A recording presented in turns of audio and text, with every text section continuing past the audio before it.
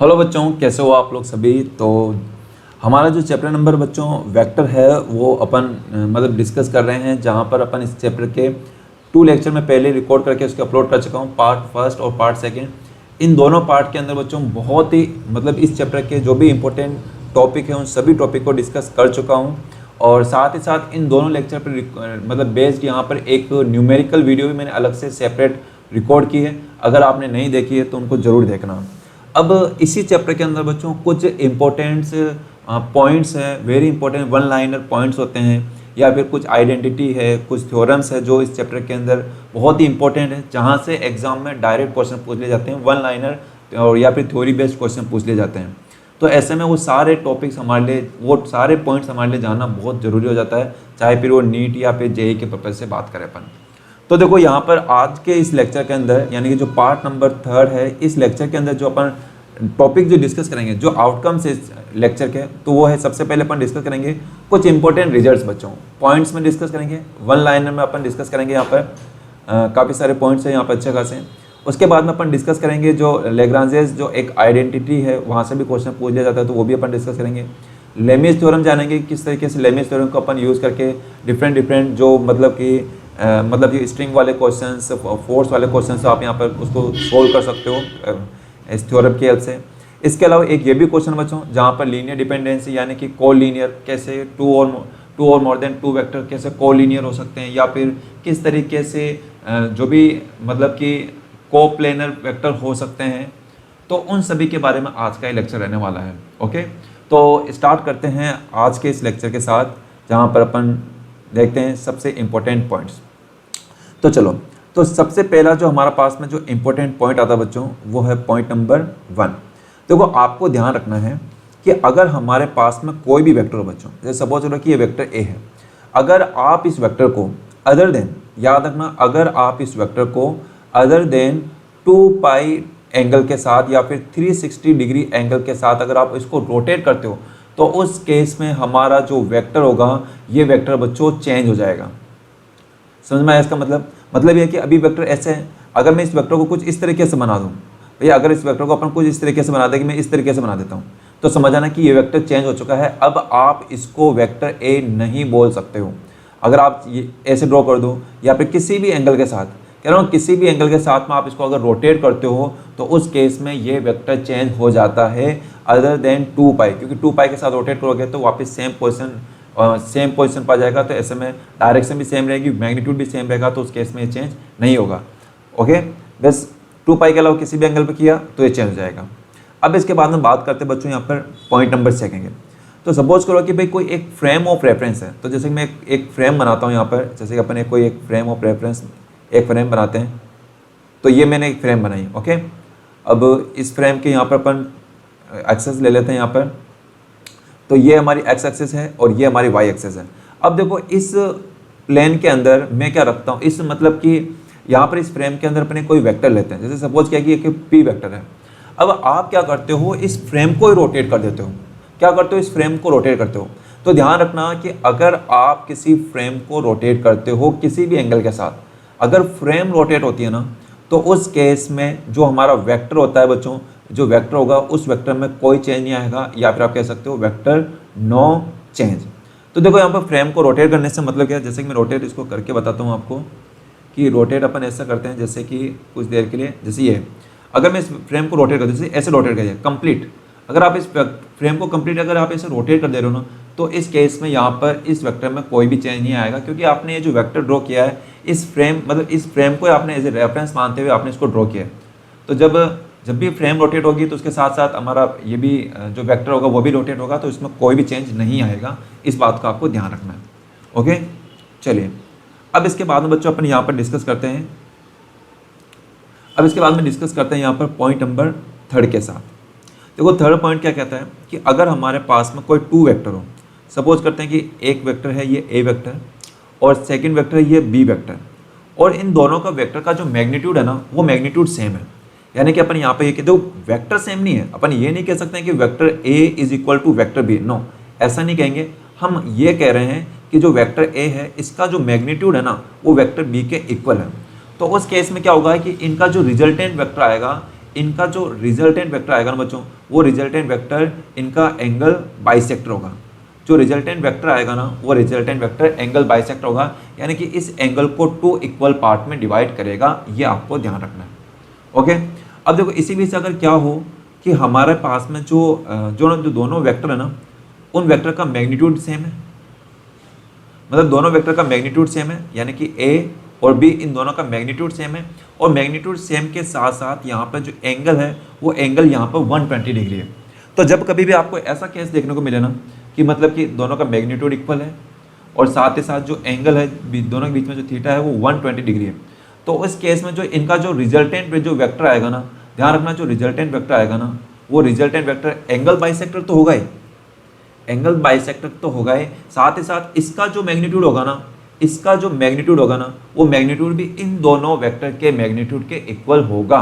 यानी आप यहाँ से ये कह सकते हो कि magnitude of A vector is equal to magnitude of B vector is equal to magnitude of R vector. ये बहुत इंपॉर्टेंट पॉइंट है बच्चों, ध्यान रखिएगा, क्योंकि 12th क्लास के अंदर जो आप इलेक्ट्रिक फील्ड वाले जो क्वेश्चंस करोगे वहाँ पर डायरेक्ट यूज होता है, ठीक है ना। तो ये आपको ध्यान रखना है। तो ये हो गया हमारे पास में 3 इंपॉर्टेंट पॉइंट्स। अब चलते हैं यहाँ पर पॉइंट नंबर 4 के साथ। देखिए पॉइंट नंबर 4, तो मतलब पॉइंट नंबर यहाँ पर अपन बात करते हैं, पॉइंट नंबर 5 की बात करते हैं। अब देखो यहाँ पर बात की जाती है कि किसी भी मतलब कि कोई भी हमारे पास में कितने minimum number of unequal vector चाहिए, कितने minimum number of unequal vector चाहिए, अनइक्वल वेक्टर चाहिए। वेक्टर भी कैसे, कोप्लेनर है ना, एक मिनट मैं इसको पॉइंट को भी समझाता हूँ अच्छे से। अनइक्वल कोप्लेनर वेक्टर, जिससे क्या हो कि उन वेक्टर्स का जो सम हो वो सम क्या हो जाए, 0 हो जाए। देखो वापिस सुनो, minimum number of unequal coplanar vectors required for the sum of the vectors 0। ऐसा कैसे पॉसिबल हो सकता है कि भाई सपोज कर कि ये जो मेरी जो स्क्रीन है वो क्या है, ये क्या है, एक प्लेन है। अब इस प्लेन के अंदर मिनिमम कितने वेक्टर होने चाहिए जिससे क्या हो, इनका जो रिजल्टेंट हो वो रिजल्टेंट कितना हो जाए, 0 हो जाए। तो इसके लिए मिनिमम कितने चाहिए होंगे, तो आपको ध्यान रखना मिनिमम 3 चाहिए होंगे, क्योंकि अगर आप इन दोनों का रिजल्टेंट निकालते हो तो वो रिजल्टेंट कहीं यहाँ पर आता है। तो इस रिजल्टेंट को नलीफाई करने के लिए, 0 करने के लिए यहाँ पर एक इसका अपोजिट वेक्टर होना जरूरी है। तो अपोजिट वेक्टर कुछ इस तरीके से हो जाएगा। तो यानी कि कभी भी अगर आपसे ये पूछा जाए कि अनइक्वल वेक्टर्स कोप्लेनर्स कितने वेक्टर होने चाहिए मिनिमम जिससे उनका सम कितना हो जाए, 0 हो जाए, तो इसका जो आंसर आएगा ना बच्चों, तो वो आंसर आएगा 3 आंसर आएगा। आपको याद रखना है, बहुत इंपॉर्टेंट पॉइंट है। चलिए अब इसी के साथ अपन बात करते हैं यहाँ पर पॉइंट नंबर 6 के साथ। अब अपन ये जानना चाह रहे हैं कि minimum number of unequal non coplanar vectors. इस बार क्या, देखो पहले तो प्लेनर थे, अब इस बार में नॉन कोप्लेनर, मतलब एक प्लेन में नहीं है, डिफरेंट प्लेन में है। तो ऐसे में कितने ऐसे मिनिमम नॉन कोप्लेनर वेक्टर चाहिए जिससे उनका जो सम हो, उनका जो रिजल्टेंट आए, जो सम आए, वो कितना हो जाए, 0 हो जाए। तो ऐसे कितने चाहिए, तो आपको ध्यान रखना है ऐसे चाहिए हमको 4 वेक्टर चाहिए। कितने वेक्टर चाहिए, 4 वेक्टर आपको ध्यान रखना है। ओके, डायरेक्ट याद रखना ये पॉइंट हमारे लिए। अब देखो अब इसी बीच अपना एक और पॉइंट आता है, पॉइंट नंबर 7, कि ऐसा कब पॉसिबल। देखो अगर आपको कहा जाए कि भाई किन्हीं भी if the magnitude of the sum of the 2 vectors, अगर कोई भी 2 वेक्टर के मैग्नीट्यूड मतलब सम का जो मैग्नीट्यूड है अगर वो इक्वल हो जाए जो उनका जो डिफरेंस का मैग्नीट्यूड के, तो उस केस में जो एंगल फॉर्म होगा वो एंगल कितना फॉर्म होगा, तो आपको ध्यान रखना वो एंगल फॉर्म होगा 90 डिग्री। यानी कि इस केस में जो ए वेक्टर होगा वो वेक्टर बी के परपेंडिकुलर होगा। तो आपको ध्यान रखना है कि कभी भी 2 वेक्टर के सम का मैग्नीट्यूड उनके डिफरेंस के मैग्नीट्यूड के इक्वल कब हो सकता है, जब वो दोनों वेक्टर एक दूसरे के परपेंडिकुलर हो। ये आपको ध्यान रखना है। अब देखो इसी बीच में एक और इम्पोर्टेंट पॉइंट है, बहुत इंपॉर्टेंट पॉइंट बच्चों, कि अगर कभी ऐसी कंडीशन दे दी जाए कि जो वेक्टर ए है, मतलब किन्हीं 2 वेक्टर का डॉट प्रोडक्ट, यानी वेक्टर ए और वेक्टर बी का डॉट प्रोडक्ट इक्वल है vector A dot vector C के, तो इस केस में कुछ यहाँ पर इंपॉर्टेंट रिजल्ट्स निकल के आते हैं। और वो इंपॉर्टेंट रिजल्ट क्या है, तो आपको ध्यान रखना कि जब भी ऐसी कंडीशन दे दी जाए ना, तो उस केस के अंदर होगा क्या यहाँ पर कि जो बी वेक्टर होगा, देखो यहीं पर रिजल्ट लिख रहा हूँ, इससे क्या होगा कि जो बी वेक्टर होगा वो सी वेक्टर के इक्वल है। ऐसा तभी पॉसिबल है जब बी वेक्टर और सी वेक्टर इनका जो मैग्नीट्यूड हो वो इक्वल हो, दोनों का मैग्नीट्यूड क्या होना चाहिए, इक्वल होना चाहिए। और ऐसा होगा, आप कर भी सकते हो, इनका क्रॉस प्रोडक्ट, इनका मतलब डॉट प्रोडक्ट है ना, यानी आप ऐसे लिख सकते हो ना कि A B cos theta is equal to A C cos theta, ऐसे लिख सकते हो। Cos theta cancel out, A से ए कैंसिल आउट, तो बी इक्वल टू सी हो जाएगा। तो ध्यान रखना, जब भी ए डॉट बी और ए डॉट सी हो तो उस केस में एक रिजल्ट, तो देखो यहाँ पर 3 रिजल्ट बनने वाले हैं। पहला रिजल्ट तो ये बनेगा कि जो वेक्टर बी होगा उसका मैग्नीट्यूड और वेक्टर सी के मैग्नीट्यूड के इक्वल होगा। सेकंड यहाँ से रिजल्ट निकल के आता है बच्चों, ध्यान रखिएगा कि जो यहाँ पर या तो ये हो सकता है कि भाई जो वेक्टर ए है इसका जो मैग्नीट्यूड हो वो इक्वल टू क्या हो, 0, ये भी पॉसिबिलिटी है। और यहाँ पर थर्ड एक और इम्पोर्टेंट पॉसिबिलिटी ये है यहाँ पर कि दोनों तभी इक्वल हो सकते हैं जब वेक्टर ए का मैग्नीट्यूड, जब वेक्टर ए का जो मतलब जो वेक्टर ए हो ना, ये vector A difference of B and C के परपेंडिकुलर हो, ये और रिजल्ट। तो यहाँ पर 3 पॉइंट निकल के आ रहे हैं।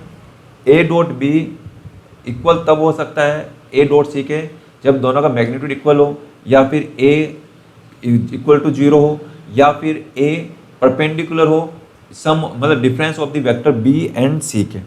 तो ये हमारे पास में एक और पॉइंट आ जाता है, पॉइंट नंबर 8। ओके, अब इसके बाद में बच्चों बढ़ते हैं यहाँ पर पॉइंट नेक्स्ट पॉइंट के साथ।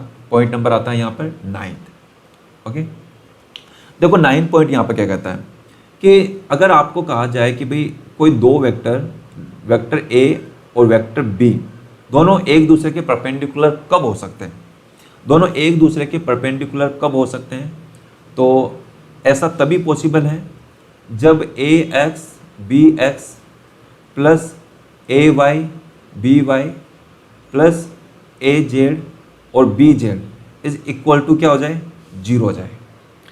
ये कैसे निकाला, तो इसके लिए देखो अपन पता है कि जब भी दो वेक्टर जब एक दूसरे के परपेंडिकुलर होंगे तो उनका जो डॉट प्रोडक्ट होगा वो डॉट प्रोडक्ट क्या होगा, 0 होगा। तो ए की जगह आपको लिखना पड़ रहा होगा कोई मतलब कंपोनेंट की फॉर्म में लिख रखा होगा कि भाई ए एक्स आई के प्लस ए वाई जे के प्लस ए जेड के, और फिर इसको मल्टीप्लाई करने के लिए कह रहा होगा, डॉट प्रोडक्ट लेने के लिए कह रहा होगा बी एक्स आई के प्लस बी वाई जे के और प्लस बी जेड के। तो जब आप इनका डॉट प्रोडक्ट लोगे तो उस केस में जो रिजल्ट बन के आएगा ना, वो रिजल्ट बच्चों यही बन के आएगा। ठीक है, जो रिजल्ट बन के आएगा ना यही बन के आएगा। तो ध्यान रखना, जब भी कभी कहते हैं ना कि भी दोनों वेक्टर एक दूसरे परपेंडिकुलर कब हो सकते हैं, तो आपको ये रिजल्ट निकाल के दिखा देना आपको। ओके, इस रिजल्ट से आप उसको सोल्व करके बताओगे। अब देखो इसी तरीके से एक और रिजल्ट बन के आता है यहाँ पर कि कभी भी कोई भी दो वेक्टर एक दूसरे के पैरेलल कब हो सकते हैं, पैरेलल होने के लिए कंडीशन क्या है। तो आप ध्यान रखना कि कोई भी दो वेक्टर के पैरेलल होने के लिए कंडीशन क्या है कि या फिर पैरेलल या फिर अपन कहते हैं कोलिनियर, पैरेलल भी बोल सकते हो, कोलिनियर भी बोल सकते हो। कोलिनियर के लिए तो मैं अलग से भी समझाने वाला हूँ आपको। तो कोलिनियर भी बोल सकते हो। तो ऐसा कब पॉसिबल है, तो ऐसा तब पॉसिबल होगा कि जब ए मतलब कि जो A1 वही A X upon B X is equal to हो जाए A Y upon B Y के, और इज इक्वल टू हो ए जेड और बी जेड के। जब आपको ये तीनों का जो रेशियो है ना वो जब एक दूसरे के इक्वल मिले ना, तो अपन कह सकते हैं कि ये दो जो वेक्टर है, ये दोनों वेक्टर एक दूसरे के क्या है बच्चों, पैरेलल है। ओके, याद रह जाएगा। चलो 1 मिनट। तो अब इसके बाद में अपन बात करते हैं यहाँ पर नेक्स्ट पॉइंट नंबर 11 की। ओके, अब देखो यहाँ पर बात करते हैं एक, यहाँ पर अपन देखते हैं कि भाई कोई भी हमारे पास में जो क्रॉस प्रोडक्ट होता है, दो वेक्टर का क्रॉस प्रोडक्ट। देखो अपन जानते हैं कि जो पैरेललोग्राम है, सपोज करो कि भाई ये जो दोनों वेक्टर है ना, ये जो दोनों वेक्टर है, 1 मिनट, ये जो एक अपन बनाते हैं यहाँ पे पैरेललोग्राम बनाते हैं। ठीक है, ये पैरेलल। अब आपको कहा जाए कि जो ए वेक्टर और ये जो बी वेक्टर है, जो ए वेक्टर है और ये जो बी वेक्टर है, ये किसी पैरेललोग्राम की एडजेसेंट साइड है। ठीक है, दोनों उसके साइड्स हैं। तो उस केस में इन दोनों का जो क्रॉस प्रोडक्ट होगा, ना, ये क्रॉस प्रोडक्ट बच्चों किसको बताता है, ये बताता है एरिया ऑफ पैरेललोग्राम का, एरिया ऑफ पैरेललोग्राम। यानी कि अगर कोई भी टू वेक्टर जो कि किसी पैरेललोग्राम के एडजेसेंट साइड्स हो, तो उस केस के अंदर इन दोनों वेक्टर का जो क्रॉस प्रोडक्ट होगा, वो क्रॉस प्रोडक्ट क्या बताएगा, दोनों का एरिया बताएगा। ठीक है ना, ये एरिया। अब देखो अपन को ये भी मालूम है कि भाई ए डॉट बी अपन ए क्रॉस बी करते हैं तो ऐसे में जो क्वांटिटी बन के आती है वो एक वेक्टर क्वांटिटी बन के आती है और उसका भी कुछ ना कुछ डायरेक्शन होती है। तो ये जो एरिया वेक्टर बनता है ना, इसकी जो डायरेक्शन होती है बच्चों, वो डायरेक्शन क्या होती है, इसके सरफेस के परपेंडिकुलर होती है। ठीक है, एन कैप आप लिख सकते हो, क्योंकि एरिया भी एक वेक्टर क्वांटिटी, एरिया वेक्टर जिसको बोलते हैं, और जिसकी जो डायरेक्शन होती है वो हमेशा सरफेस के परपेंडिकुलर और आउटवर्ड होती है। ये आपको ध्यान रखना है। और इसी बीच में जो अगर कभी आपको इस तरीके से बोल दिया जाए कि भाई कोई एक ट्राइंगल हमारे पास में, ठीक है, ट्राइंगल, तो आप क्या कर सकते हो, क्रॉस प्रोडक्ट से किसी ट्राइंगल का एरिया भी फाइंड कर सकते हो। तो ये किस तरीके से फाइंड करोगे, तो सपोज करो कि भाई हमारे पास में ये हमारे पास में ए है, ये बी है और ये सी है, ठीक है, और तीनों ही यहाँ पर वेक्टर है, यहाँ पर ये ए वेक्टर है, ठीक है, और ये ए और यहाँ पर बी, एक तो ए हो गया, ये बी हो गया ना। तो देखो अपन ने यहाँ पर गलत लिख दिया है, इसको मैं ऐसा लिखता हूँ कि चलो ठीक है, ये ए वेक्टर हो गया और ये बी वेक्टर हो गया। अब देखो अगर अपन को पता किया जाए कि भाई इसका एरिया निकालना है, तो आप क्या कर सकते हो, यहाँ पर डायरेक्ट इसका एरिया फाइंड कर सकते हो। और एरिया फाइंड करने के लिए ट्राइंगल का आपको करना क्या है, half of the cross product, half of the cross product A cross B, A cross B. या फिर आप इसको ऐसा भी कह सकते हो कि भाई हाँ ऐसे निकाल सकते हो आप। अदरवाइज तो यहाँ पर अगर आप बी से भी लेना चाहो तो बी से भी कर सकते हो। देखो एक काम करते हैं कि इस ट्राइंगल को मैं वापस बनाता हूँ,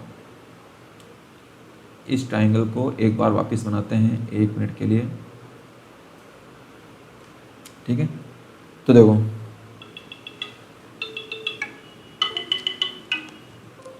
तो 1 मिनट, चलिए। तो देखो ट्राइंगल कुछ इस तरीके से हो, ये ट्राइंगल हमारे पास में,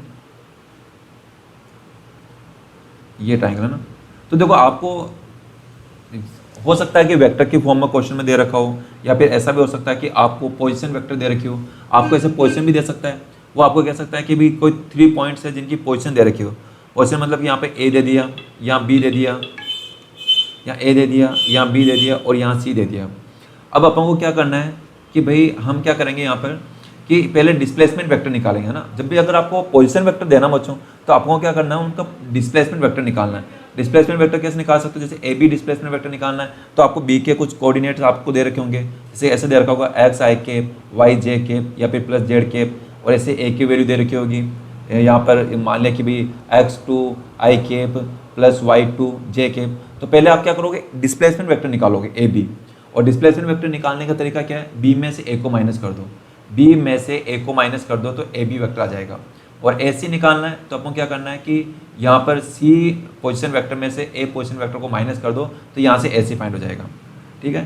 तो जब भी अपन को एरिया निकालना है तो या तो अगर सीधा वेक्टर दे रखा है तो आप ए क्रॉस बी कर दो, अगर ऐसे नहीं दे रखा है तो आप क्या कर सकते हो, यहाँ पर दूसरा तरीका ये भी है कि आप क्या करो, half A B displacement vector दे रखा है तो ए बी क्रॉस ए सी कर दो, या तो ए बी क्रॉस ए सी लिखो, या फिर आप लिखो कि बी सी क्रॉस बी ए, या फिर अपन लिखेंगे हाफ सी ए क्रॉस सी बी, इस तरीके से ना। तो आप इन तीनों तरीके से आप क्या कर सकते हो, किसी भी ट्राइंगल का एरिया आप फाइंड कर सकते हो जाएगा यहाँ से।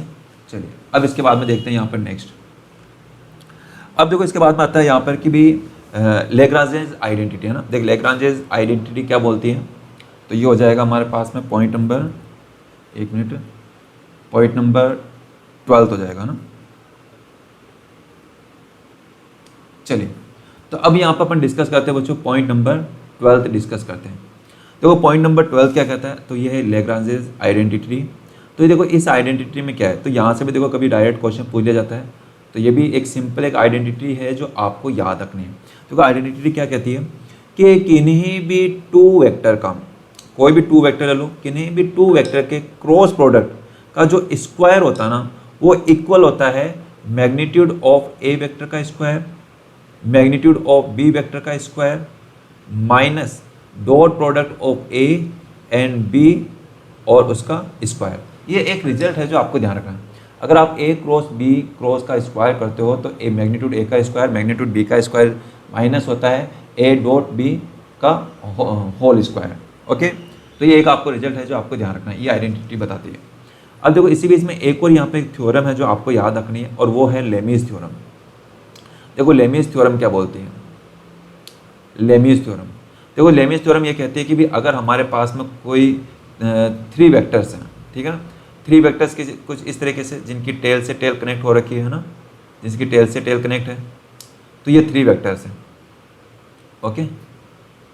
और इन तीनों वेक्टर के बीच में यहाँ पे एंगल है, तो एंगल अपन यहाँ पे लिखते हैं कि भाई देखो ये वेक्टर हमारे पास में सपोज किया कि भाई ये ए वेक्टर है, ये बी वेक्टर है और ये सी वेक्टर है। इस ए के अपोजिट जो एंगल फॉर्म हो रहा है ना, ये एंगल फॉर्म हो रहा है एल्फा, और बी के जो अपोजिट, बी वेक्टर के अपोजिट जो एंगल फॉर्म हो रहा है वो बीटा, और सी के जो अपोजिट जो एंगल फॉर्म हो रहा है वो हो रहा है सपोज करो गामा। तो इस केस में यहाँ पर आपको ध्यान रखना है कि ए के magnitude of A upon sine alpha, मतलब ए के मैग्नीट्यूड और उसके अपोजिट एंगल का साइन इक्वल होता है बी वेक्टर का मैग्नीट्यूड अपॉन बी के अपोजिट एंगल का साइन, और इक्वल होता है सी मैग्नीट्यूड ऑफ सी और इसके अपोजिट एंगल का साइन, ठीक है, और वो गामा। तो ये आपको एक रिजल्ट आपको याद रखना है, तो ये भी बहुत यूज़फुल है। ये भी आपके जो फोर्स है, जो क्वेश्चन है फोर्स पे बेस्ड, उन क्वेश्चन को सोल्व करने में आपके लिए बहुत हेल्प करेगा। ये इनके क्वेश्चंस भी देखेंगे अपन, ठीक है, उसको नेक्स्ट अलग लेक्चर के अंदर उसको डिस्कस करेंगे। चलिए, तो ये हो गया हमारे पास में 13 थ्योरम। अब इसके बाद में आती है बच्चों, यहाँ पर लास्ट है, यहाँ पर सेकंड लास्ट है कि लीनियर डिपेंडेंसी, ठीक है, लीनियर डिपेंडेंसी। तो देखो लीनियर डिपेंडेंसी क्या बोलते हैं, लीनियर डिपेंडेंसी ये बोलती है बच्चों कि कोई भी अगर हमारे पास में 2 वेक्टर है, कोई भी 2 वेक्टर है, तो कोई भी 2 वेक्टर कब एक दूसरे के लीनियरली डिपेंडेंट हो सकते हैं। तो ऐसा तभी होगा, ऐसा लीनियरली डिपेंडेंट तभी हो सकते हैं जब वो क्या हो, कोलीनियर हो। ध्यान रखना, कोई भी 2 वेक्टर जब कोलीनियर होते हैं तो वो दोनों एक दूसरे लीनियरली डिपेंडेंट होते हैं। तो बात आती है कि जो वेक्टर ए है और जो वेक्टर बी है, ये दोनों एक दूसरे के कोलीनियर हो कब हो सकते हैं। तो देखो कोलीनियर होने के लिए कंडीशन ये है कि या तो ये हो कि भाई जो वेक्टर ए है, इस वेक्टर ए का कोई स्केलर प्रोडक्ट और वेक्टर बी का कोई स्केलर प्रोडक्ट, और दोनों का जो सम हो ना, वो सम इक्वल टू क्या हो, 0 हो। तो इस केस में अपन कह सकते हैं कि जो वेक्टर ए है वो वेक्टर बी के दोनों क्या है, एक दूसरे के कोलिनियर है। पर शर्त यह है यहाँ पर यह है कि जो स्केलर से मतलब है कि जो यहाँ पर न्यूमेरिकल जो वैल्यू है एक्स और वाई की, ये क्या होनी चाहिए, नॉन जीरो होनी चाहिए बच्चों। क्या होनी चाहिए, नॉन जीरो। अगर एक्स और वाई दोनों नॉन जीरो है तो इस केस में अगर equal to total equal to अगर 0 आ रहा है तो अपन कहेंगे कि जो वेक्टर ए है और जो वेक्टर बी है ये दोनों एक दूसरे के कोलिनियर हैं। ये आपको ध्यान रखना। अगर मैंने कोलिनियर बोल दिया ना तो समझ आना ए और बी दोनों एक दूसरे के लीनियर डिपेंडेंट है। और इसी बीच अगर दोनों अगर कंडीशन यही आ रही हो कि X A plus Y B is equal to 0 आ रहा है, बट जो एक्स है और जो वाई है ये दोनों इक्वल टू 0 है, नॉन जीरो नहीं है बल्कि 0 है, तो इस केस में आप ये कहोगे कि भाई ये जो कंडीशन है ना, इस केस के अंदर मतलब इस वाले केस के अंदर जो वेक्टर ए है और जो वेक्टर बी है वो दोनों नॉन कोलिनियर होंगे। आपको ये ध्यान रखना है, दोनों कोलिनियर नहीं होंगे, दोनों नॉन कोलिनियर होंगे। और ऐसे में अपन ये कहेंगे कि दोनों वेक्टर एक दूसरे के लीनियरली इंडिपेंडेंट है। ये आपको ध्यान रखना है, लीनियरली इंडिपेंडेंट है दोनों एक दूसरे के। हो जाएगा ये बात। तो एक तो तरीका ये है कि भी अपन इस तरीके से हम मालूम करें कि भी लीनियर होंगे या नहीं होंगे। और दूसरा तरीका एक और है कि भी आप इस तरीके से भी कर सकते हो कि कोई भी जो एक वेक्टर है ना, कोई जो भी वेक्टर एक वेक्टर है ना, वो वेक्टर क्या किसी दूसरे वेक्टर के कोई स्केलर प्रोडक्ट के इक्वल है क्या। अगर कभी भी अगर इस तरीके से इक्वेशन बन जाती है कि भाई कोई एक वेक्टर कोई दूसरे वेक्टर के किसी स्केलर प्रोडक्ट के इक्वल है, तो समझ आना कि ये जो कंडीशन दे रखी है ना, ये कंडीशन भी किसकी है, कोलिनियर की है। ओके, तो यहाँ से भी अपन बता सकते हैं। अब इसके बाद में बच्चों आता है यहाँ पर हमारे पास में फिफ्थ लास्ट पॉइंट आता है यहाँ पे कि कोप्लेनर, ठीक है ना। कोई भी दो वेक्टर कब एक दूसरे के मतलब कभी दो तो कभी एक दूसरे के कोप्लेनर हो गए नहीं, मतलब मिनिमम अपन यहाँ पे 3 वेक्टर की बात कर रहे हैं अपन यहाँ पर, ठीक है। कि देखो अगर अपन को ये कह दिया जाए कि वेक्टर ए है और वेक्टर बी है, दोनों क्या है, एक दूसरे के नॉन कोलिनियर है। Vector A and vector B both are non collinear,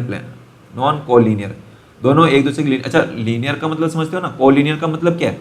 collinear का मतलब ये होता है कि भाई अगर हमारे पास में कोई लाइन हो तो जो वेक्टर है वो वेक्टर क्या है, इसी लाइन पर हो। वेक्टर जो है वो इसी लाइन पर, जैसे कि यानी कि एक मिनट, जैसे कि यहाँ पर कि जो वेक्टर ए है वो भी इसी लाइन पर है और जो वेक्टर बी है वो भी इसी लाइन पर है, तो अपन कहेंगे कि यहाँ पर दोनों वेक्टर क्या है, कोलिनियर है। ओके, और कोप्लेनर का मतलब कि एक ही प्लेन में लाई करते हो। तो देखो अपन ये कह रहे हैं यहाँ पर कि जो वेक्टर ए है और जो वेक्टर बी है दोनों के दोनों यहाँ पर नॉन कोलिनियर प्लेनर है। तो ऐसे में जो वेक्टर थर्ड वेक्टर है, जैसे मान लिया कि एक कोई आर वेक्टर है, ये जो थर्ड वेक्टर है, ये थर्ड वेक्टर इन दोनों वेक्टर के साथ कोप्लेनर कैसे हो सकता है, या फिर इस आर वेक्टर के ए वेक्टर और बी वेक्टर के कोप्लेनर होने के लिए क्या कंडीशन है। तो उसके लिए बच्चों आपको कंडीशन याद रखनी है कि जो वेक्टर आर है वो मस्ट भी इक्वल टू होना चाहिए कि पहले वेक्टर का कोई स्केलर प्रोडक्ट और दूसरे वेक्टर के कोई स्केलर प्रोडक्ट हो और दोनों एक दूसरे के क्या हो, इक्वल हो। यानी कि अगर आपने ये कंडीशन फॉलो कर दी कि आर इज इक्वल टू क्या हो गया, एक्स, यहाँ पर कोई न्यूमेरिकल वैल्यू हो सके ना, एक्स ए वेक्टर और वाई और बी वेक्टर के प्रोडक्ट के इक्वल हो।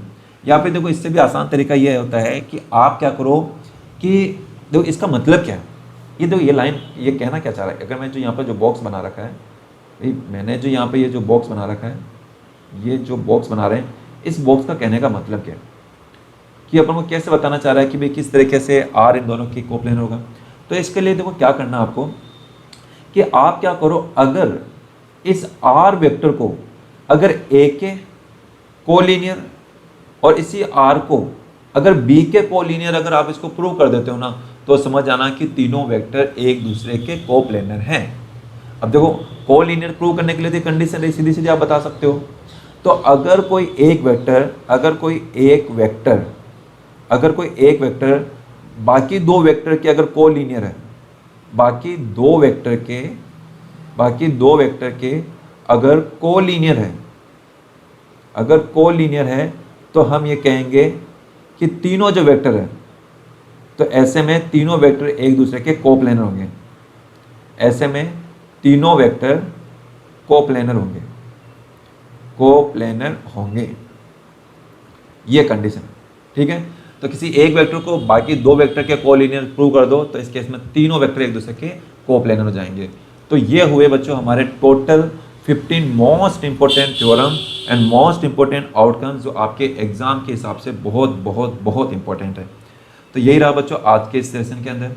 तो फाइनली जो बच्चों ये जो हमारा जो वेक्टर चैप्टर है, ये वेक्टर चैप्टर थियोरेटिकली कंप्लीट हो चुका है, ठीक है, थियोरेटिकली कंप्लीट हो चुका है। अब रही बात है कि भाई न्यूमेरिकली मतलब क्वेश्चन वाइज कंप्लीट हो चुका है ना, तो अब वही न्यूमेरिकल, तो देखो न्यूमेरिकल पर मैंने एक वीडियो इस पर अपलोड कर चुका हूँ, अच्छे क्वेश्चन इसमें अपलोड किए थे, जेईई मेंस और एडवांस तक अपने अपलोड किए थे। तो इसका पार्ट फर्स्ट मैं पहले अपलोड कर चुका हूँ। अब इसका एक और पार्ट आने वाला, पार्ट सेकेंड, जिसके अंदर क्या मैं वो सारे रिमेनिंग क्वेश्चन जो मैंने टेलीग्राम चैनल, अगर आपने टेलीग्राम चैनल को ज्वाइन नहीं किया है तो जरूर ज्वाइन करना। इस टेलीग्राम चैनल का जो लिंक है मैंने डिस्क्रिप्शन में दे रखा है, तो वहाँ पर क्लिक करके आप टेलीग्राम चैनल ज्वाइन करना, क्योंकि इस टेलीग्राम चैनल के अंदर मैं बहुत अच्छे क्वेश्चन पोस्ट करता हूँ और उन्हीं अच्छे क्वेश्चन को अगर आप अटेम्प्ट कर सकते हो क्विज की फॉर्म में, और फिर उन क्वेश्चन का मैं बाद में क्या करता हूँ, उनका अलग से उनका सॉल्यूशन भी प्रोवाइड कराता हूँ और उन सॉल्यूशन को मैं नेक्स्ट वीडियो के अंदर डिस्कस करता हूँ। तो अभी एक और वीडियो आएगी जहाँ पर अपन यहाँ पर डिस्कस करेंगे, ठीक है। तो बस आज के लिए इतना ही करते हैं, बाकी मिलते हैं नेक्स्ट वीडियो में।